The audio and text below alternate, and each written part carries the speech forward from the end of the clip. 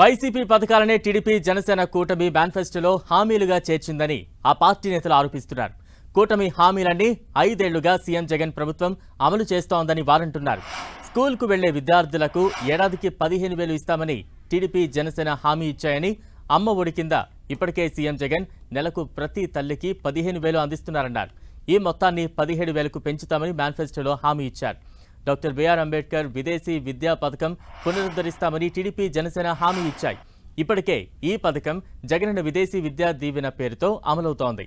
ఒక్కొక్కరికి 1,25,000 వరకు అందిస్తోంది. KG2 PG సిలబస్ను రివ్యూ చేస్తామని టీడీపీ హామీ ఇచ్చింది. జగన్ ప్రభుత్వం ఇప్పటికే KG2 PG సిలబస్ను రివ్యూ చేయడమే కాదు, డిగ్రీలో ఆనర్స్ను ప్రవేశపెట్టింది. ఉన్నత విద్యలో అంతర్జాతీయ వర్సిటీలు అందించే 2,000 కోర్సులను ఎడెక్స్ సర్టిఫికేషన్ ద్వారా ఇప్పటికే అందిస్తోంది. రాష్ట్రంలో అనేక స్కూళ్లు మూతపడడానికి కారణమైన జీవో 117 రద్దు చేస్తామని, మూతపడిన పాఠశాలలు పునఃప్రారంభం చేస్తామని టీడీపీ జనసేన కూటమి హామీ ఇచ్చాయి.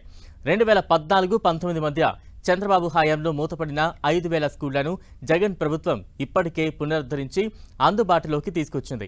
జీవో 117 ద్వారా విద్యార్థులకు సబ్జెక్టు టీచర్లను ప్రవేశపెట్టింది. ప్రతి కుటుంబానికి 25 లక్షల రూపాయల వరకు ఆరోగ్య బీమా అందిస్తామని కూటమి హామీ ఇచ్చింది.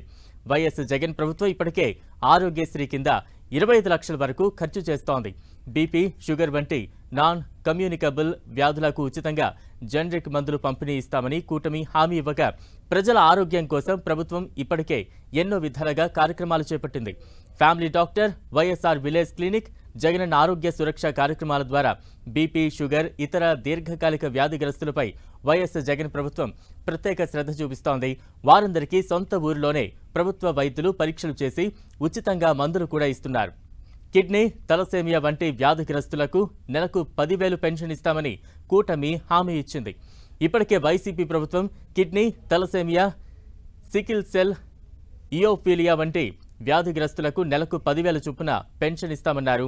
రైతులకు 20,000 పెట్టుబడి సాయం, ధరల స్థిరీకరణ నిధి, కౌలు రైతులకు గుర్తింపు కార్డులు వంటి హామీలను కూటమి ఇచ్చింది. జగన్ ప్రభుత్వం 5 ఏళ్లుగా 13,500 చొప్పున రైతులకు పెట్టుబడి సాయం అందిస్తోంది. ఈ మొత్తాన్ని 16,000కు పెంచుతున్నట్లు మేనిఫెస్టోలో ప్రకటించింది. ఇప్పటికే 3,000 రూపాయల కోట్లతో ధరల స్థిరీకరణ నిధిని జగన్ ఏర్పాటు చేశారు. రైతులకు పంట సాగు హక్కుదారుల పత్రాలను ప్రభుత్వం జారీ చేస్తోంది. శాశ్వత కుల ధృవీకరణ పత్రాలు అందజేస్తామని కూటమి హామీ ఇవ్వగా, ఇప్పటికే దాన్ని అమల్లో చేసి చూపించింది జగన్ ప్రభుత్వం. గ్రామ సచివాలయాల ద్వారా కుల ధృవీకరణ పత్రాలు జారీ చేస్తోంది. మూతపడిన ప్రతి నైపుణ్య శిక్షణ కేంద్రం పునఃప్రారంభం, విస్తరణ చేస్తామని టీడీపీ హామీ ఇవ్వగా, ఇప్పటికే జగన్ ప్రభుత్వం రాష్ట్ర వ్యాప్తంగా 192 స్కిల్ హబ్లు, 26 స్కిల్ కాలేజీలు ఏర్పాటు చేసింది. రాష్ట్ర యువతను అంతర్జాతీయ క్రీడాకారులుగా తీర్చిదిద్దుతామని మేనిఫెస్టోలో కూటమి హామీ ఇచ్చింది. భవిష్యత్తులో జాతీయ, అంతర్జాతీయ క్రీడా పోటీలకు రాష్ట్రాన్ని వేదికగా మారుస్తామని తెలిపింది.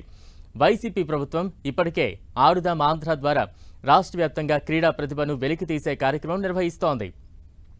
జాతీయ, అంతర్జాతీయ స్థాయిలో పథకాలు సాధించిన వారికి వైఎస్ఆర్ క్రీడా ప్రోత్సాహకాల పేరుతో గతంలో కంటే భారీగా పెంచి ప్రోత్సాహకం అందిస్తోంది. ప్రతిభ కలిగిన క్రీడాకారులను అంతర్జాతీయ స్థాయి శిక్షణ కోసం ఆర్థిక సాయం చేస్తోంది. డిజిటల్ లైబ్రరీలను స్థాపిస్తామని కూటమి హామీ ఇచ్చింది. ఇప్పటికే వైఎస్ జగన్ ప్రభుత్వం సచివాలయాలకు అనుబంధంగా గ్రామ స్థాయిలో డిజిటల్ లైబ్రరీలు ఏర్పాటు చేసింది.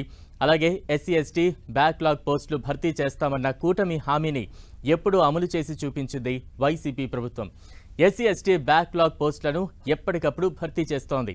ఇమాంలకు 10,000, మౌజన్లకు 5,000 గౌరవ వేతనం ఇస్తామని కూటమి హామీ ఇవ్వగా, వైసీపీ అధికారంలోకి వచ్చిన దగ్గర నుంచి ఇమాంలకు 10,000, మౌజన్లకు 5,000 పెంచి మరీ ఇస్తోంది. 9 గంటల నాణ్యమైన ఉచిత విద్యుత్ సరఫరా ఇస్తామని, రాయితీతో సోలార్ పంపు సెట్లు అందిస్తామని, మిగిలిన విద్యుత్ కొనుగోలు చేస్తామని మేనిఫెస్టోలో కూటమి తెలిపింది. వైఎస్ జగన్ ప్రభుత్వం 2019 నుంచి పగటిపూట నిరంతరాయంగా 9 గంటల పాటు నాణ్యమైన ఉచిత విద్యుత్తును సరఫరా చేస్తోంది. ఇందుకోసం 1,700 కోట్లతో ఫీడర్లను ఆధునీకరించింది. రాయితీపై సోలార్ పంపు సెట్లు ఇప్పటికే అందజేస్తోంది.